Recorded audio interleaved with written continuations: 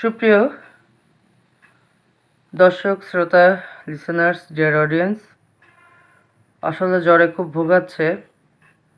ভেবেছিলাম আজকে কোনো কন্টেন্ট করব না, বাট এটা যেন একটা কেমন অভ্যাসে পরিণত হয়ে গিয়েছে। বদঅভ্যাস না সুঅভ্যাস জানি না। আপনাদের সাথে কথা না বললে আসলে ভালো লাগে না। সারাদিনে যতটুকু কথা আমার অডিয়েন্সদের সাথে হয়। আমি এমনিই ছোটবেলা থেকে স্বল্পভাষী, তবে রেগে গেলে আমার ভাষা, জ্ঞান, পরিমিতিবোধ, ভদ্রতাবোধ, বিনয়বোধ কোনো কিছুই কাজ করে না। হ্যাঁ, ডেঞ্জার সাইন, এরিস, মেষ। যাই হোক, আজকে কন্টেন্টে প্যারানর্মাল যে বিষয়টা নিয়ে আমি মাঝে আপনাদের সাথে যে হ্যালোইনে কথা বললাম 31শে অক্টোবর রাতে, তো কেমন হয় যদি ভূতের গল্প করতে করতে ভূত আপনার সামনে চলে আসে?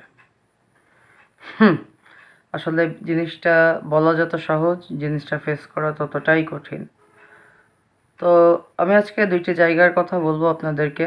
আপনারা চাইলে এক্সপ্লোর করতে পারেন এবং স্বচক্ষেই বুঝতে পারবেন যে there is something that can explain in world. It can only fail. আপনারা কাশ্মীরের পেহেলগামের কথা শুনেছেন। এই রাস্তাটি অনেক বিখ্যাত, পাহাড়ি রাস্তা কাশ্মীরের, খুবই সৌন্দর্যমণ্ডিত। তবে দিনের বেলায় এই রাস্তাটি যতটা সুন্দর, রাতের বেলায় রাস্তাটি ততটাই ভয়াবহ। বিশেষ করে কেউ যদি একা ড্রাইভ করেন বা দুই একজন সাথে। এই পেহেলগামে আসলে ইন্ডিয়াতে চুড়েল কথাটা, আমরা যারা খুব বলিউডের মুভি দেখি, চুড়েল শব্দটির সাথে পরিচিত।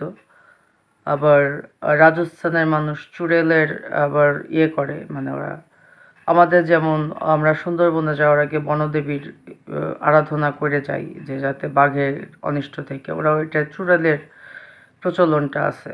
তো চুড়েল কি আসলে আমি জানি না। এই অতৃপ্ত আত্মা জিনিসটা আসলে কেন ঘোরাফেরা করে পেহেলগ্রামে, এরকম একটা বিষয় আছে। আর একটা বলবো, আমাদের দেশে খুব কাছে একটা বিষয়, সেটি হচ্ছে আমাদের পাবনাতে বাইতুল কোষা নামে একটি জায়গা আছে। পাবনার মানুষ এক নামেই চিনে। পাবনা শহরে কেউ গেলে বা কেউ থাকলে হয়তো জানবেন 1971 সালে এখানে একটি ভয়াবহ ঘটনা ঘটে এবং সেই ঘটনাটি এখনও চলমান।